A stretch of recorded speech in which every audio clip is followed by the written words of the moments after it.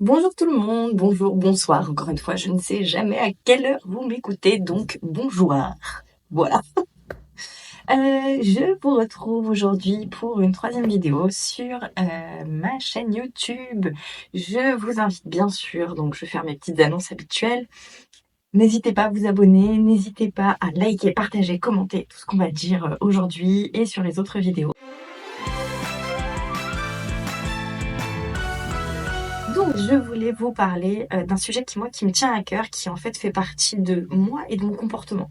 Mais j'ai l'impression de pas du tout être la seule en fait dans ce cas-là. Et j'ai l'impression qu'on est de plus en plus nombreux, alors que ce soit nous adultes, on s'en rend compte de plus en plus, mais les enfants aussi énormément. Cet éveil sur travailler cette alors on parle d'hyperactivité toujours, hein, je mets des guillemets parce que c'est pas forcément utilisé à bon escient tout le temps, mais on va dire de super activité, pas forcément d'hyperactivité. Mais c'est le sujet que je voulais aborder aujourd'hui, et ça me touche particulièrement parce que je suis quelqu'un qui fait tout en même temps. Je touche à tout, enfin tout ce qui me passe par la tête. Je dis bien, je touche pas forcément à tout parce que, enfin, si je prends la cuisine par exemple, non, je touche pas à la cuisine par exemple. Je sais pas faire. Aujourd'hui, j'ai fait une soupe, oh, ça va, je m'en suis assez sortie, mais elle n'avait pas le goût qui était attendu, donc je sais pas. Il y a certaines choses que bien sûr je ne touche pas, parce que c'est pas du tout dans mes compétences, et d'autres en fait dans lesquelles je me lance quand même, bah, type les vidéos YouTube par exemple, qui sont un projet supplémentaire.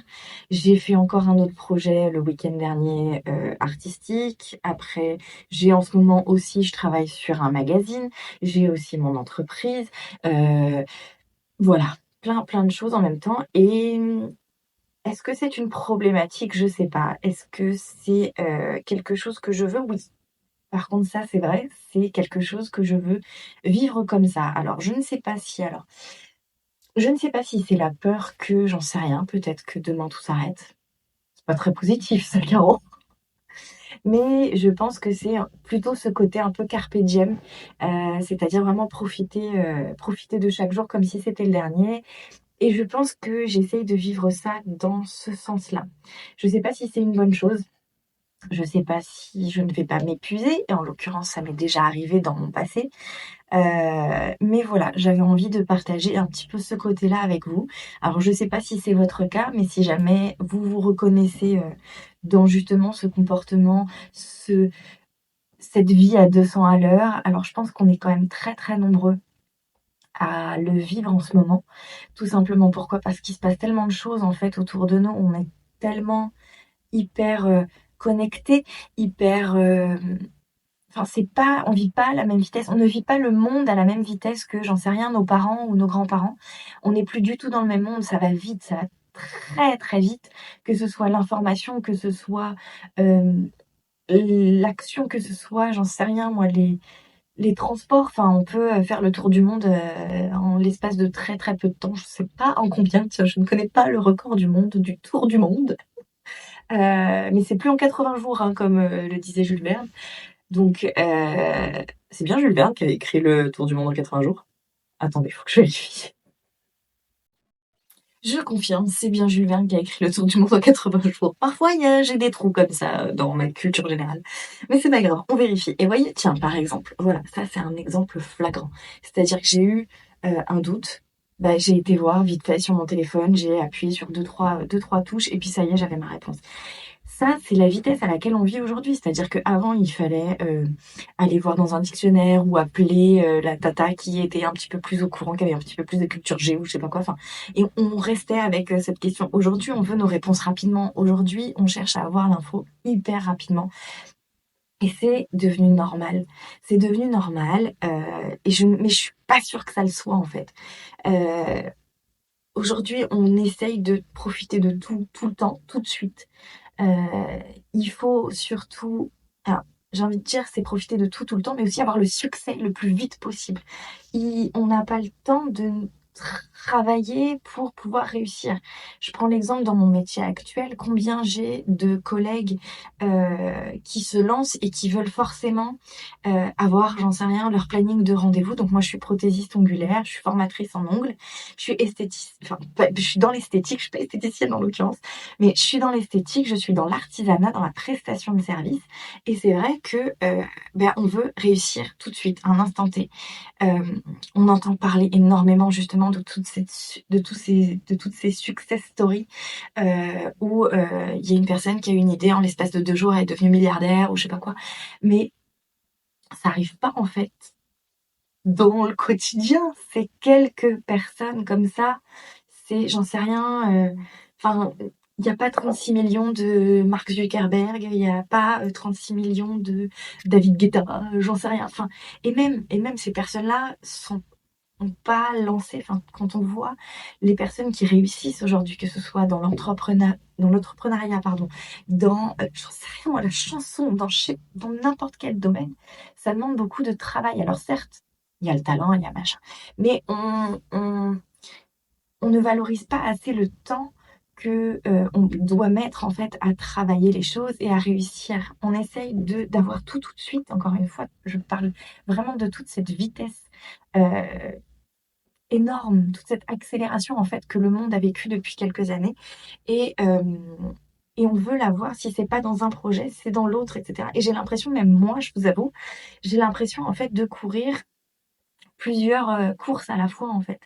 Heu, mais je suis partagée en fait là-dessus. C'est-à-dire que j'ai ce côté où, j'ai l'impression que je vais m'épuiser dès demain, que je vais lâcher, que je vais exploser, que j'en sais rien, que ça va être trop en fait et d'un autre côté, je ne me vois pas en fait faire autrement. Je ne me vois pas, j'en sais rien moi si, je prends l'exemple de l'opportunité que j'ai eue à travailler sur un projet artistique que j'ai réalisé le week-end dernier, heu, je ne me serais jamais vue dire non à une opportunité qui m'apporte en fait énormément, en compétences, en émotions, en satisfaction d'un travail fait, bien fait, en relationnel, parce que on a travaillé ça avec plein de personnes. Donc tous ces petits objectifs en fait que moi je me suis fixée en participant à ce projet-là, je les ai atteints et ça m'a apporté énormément. Sauf qu'à côté de ça, j'ai peut-être pas passé forcément un dimanche à la maison et ça a été encore un projet supplémentaire, sachant qu'à côté de ça, j'ai un autre projet artistique. J'ai le magazine, alors c'est pas moi qui l'écris heureusement et ça c'est quelque chose par exemple à laquelle j'ai réussi à dire non et ça c'est super difficile. Quand on est quelqu'un, je pense un peu comme moi où, chaque proposition, moi sincèrement, je pense qu'il me faudrait des journées de 36 ou 48 heures, clairement, pour pouvoir réaliser tout ce que j'ai envie de réaliser. Mais aujourd'hui, est-ce que c'est ça la vérité? Je sais pas. C'est vraiment une question que je vous pose. Peut-être que vous avez la réponse, mais je pense que c'est propre à chacun. Sauf que je trouve qu'aujourd'hui, je ne suis pas la seule en fait dans ce cas-là. Et tant mieux. Punaise, je pense que c'est pas forcément une mauvaise chose que de entre guillemets s'éparpiller. On m'a dit un jour, il y a pas si longtemps que ça, Caro, Caro, t'es partout et nulle part à la fois. Et cette phrase, elle a vachement résonné en moi parce qu'au départ, en fait, c'est vrai que c'est une critique, clairement. C'est-à-dire que, la personne m'a dit ça sous alors peut-être avec de l'inquiétude ou je sais pas, mais vraiment dans le sens où attention, ch en gros, pas forcément d'accord avec ma façon de vivre, ma bon, pas vivre en général, mais ma façon de peut-être travailler, j'en sais rien. Hem et au départ, j'ai pris cette phrase vraiment du côté, mince. Mince, je m'éparpille, peut-être que j'ai l'impression d'être brouillon, peut-être que enfin, on a cette impression, de moi comme quoi, je papillonne de gauche à droite et je finis rien ou que les projets, j'en sais rien, que c'est pas abouti, heu, on dit souvent enfin, on dit souvent que quelqu'un qui se spécialise pas, en gros, tu pas forcément bon en une chose, donc tu es mauvais en tout. Enfin, il y a ce côté en fait très, négatif en fait où j'ai l'impression quand on m'a dit cette phrase, que c'était vraiment une mauvaise chose que de faire plusieurs choses à la fois. Mais petit à petit, en fait, j'ai essayé de me l'approprier, cette phrase, et je me suis rendu compte que non, c'est comme ça que je fonctionne, en fait. Et c'est pas forcément un mal, c'est pas parce que une personne en face ne travaille pas comme vous ou ne gère pas sa vie comme vous. J'en ai rien à faire en fait si alors c'est pas que j'en ai rien à si j'en ai rien à faire. J'en ai rien à faire que quelqu'un d'autre en fait veuille forcément, boucler un projet l'un après l'autre, se spécialiser vraiment dans un seul domaine, ne faire qu'un seul projet, n'avoir qu'un seul objectif. Moi j'en ai 36 et alors?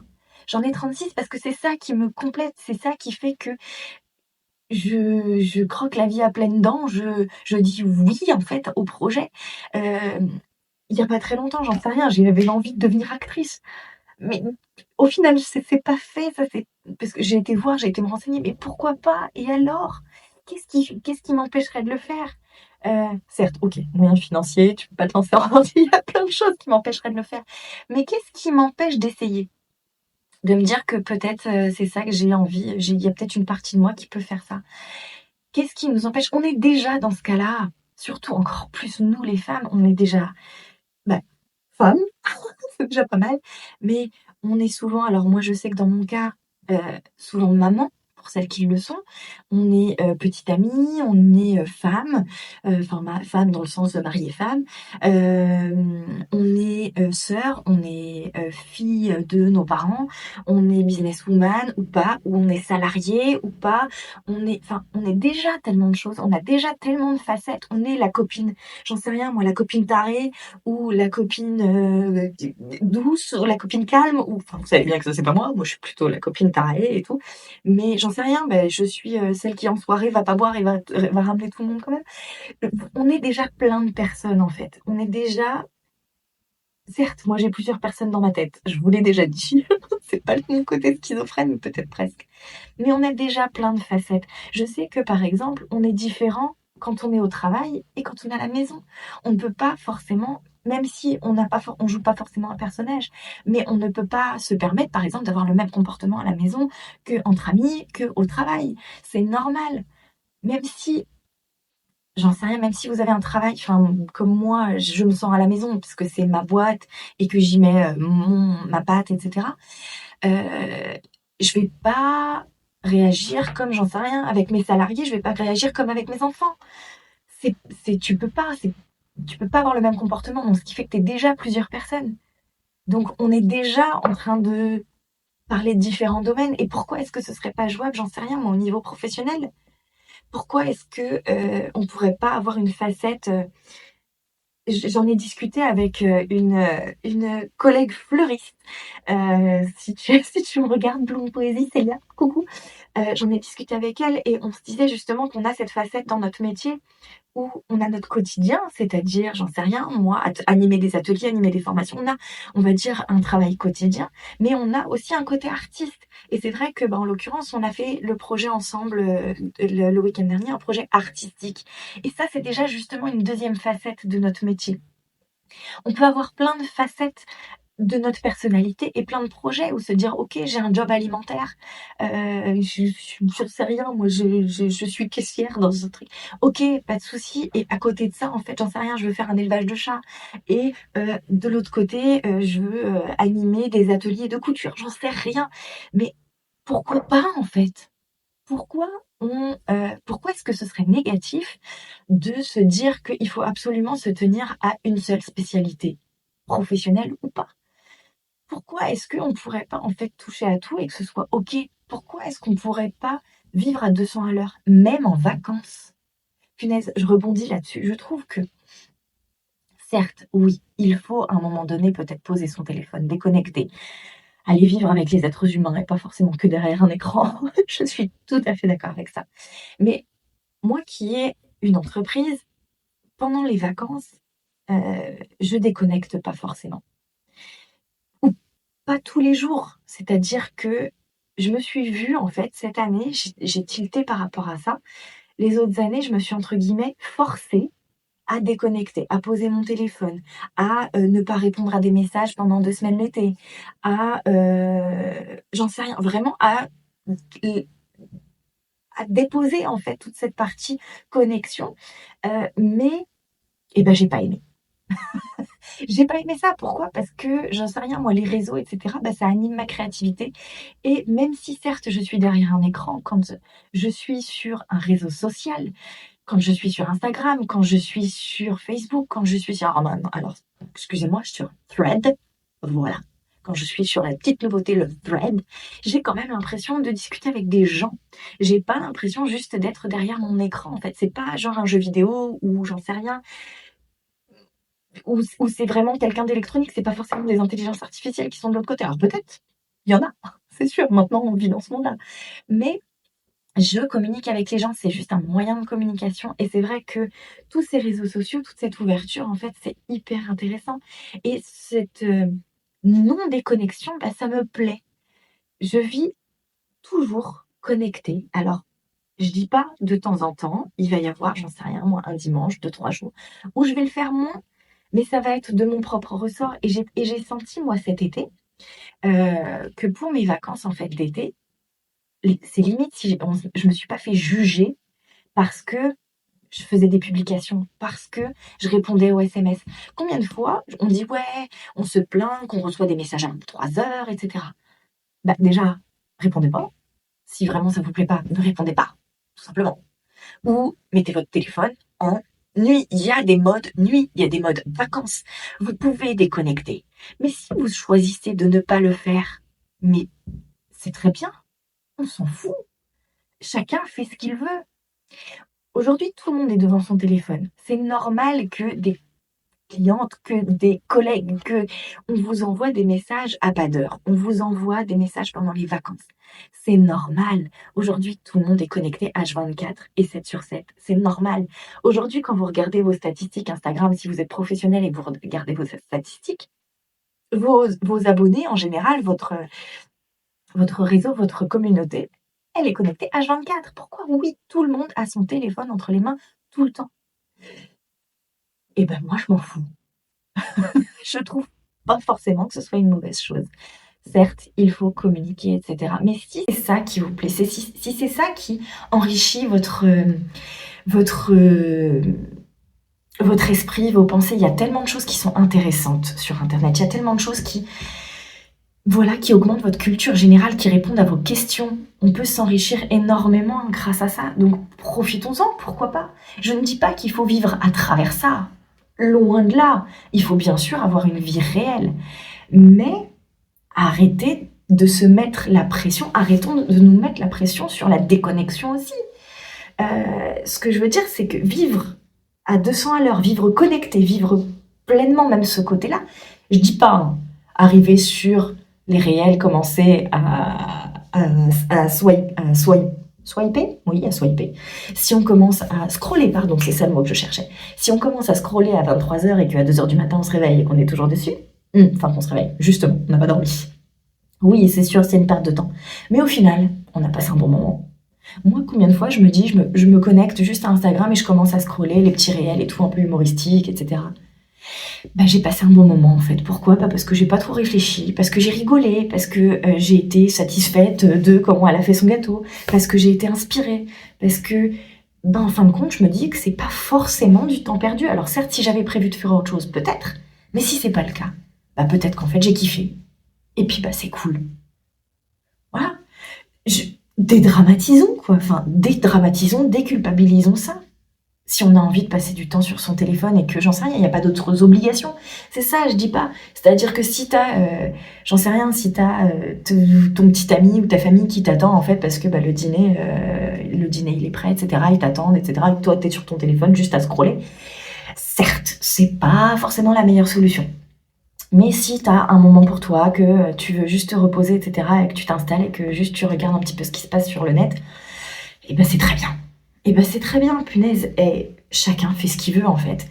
Et bah c'est ça. C'est-à-dire qu'aujourd'hui, je veux moi déculpabiliser et je veux vous faire déculpabiliser là-dessus. C'est-à-dire que si vous avez envie d'être partout et nulle part à la fois, et ben c'est bien. Si vous avez envie de vivre 50 projets en même temps, eh ben c'est une bonne chose. Allez-y, lâchez-vous. Dites oui aux projets, dites oui aux opportunités, pourquoi pas. Après, certes, il faut les assumer. c'est clair. Mais j'en sais rien, vous voulez changer de métier, vous voulez... Punaise, ça aussi, c'est une thématique, la reconversion professionnelle. On en parlera dans une autre vidéo, parce que sinon, vous allez on va rester là 3 heures. Mais allez-y, punaise, allez-y, lâchez-vous, arrêtez de... Encore une fois, ça va être la grande thématique, mais on s'en fout de ce que pensent les autres, en fait. C'est aussi simple que ça. On s'en fout de ce que pensent les autres. Si vous, ça vous plaît, si vous, ça vous va, si vous, ça vous intéresse et que ça vous motive et que ça vous fait vivre pleinement et positivement tous vos moments, toutes vos journées, votre quotidien et voir positivement votre avenir, eh ben pourquoi pas. Allez-y, on s'en fout de ce que pensent les autres. Éclatez-vous. Voilà, c'est tout ce que j'avais à dire aujourd'hui.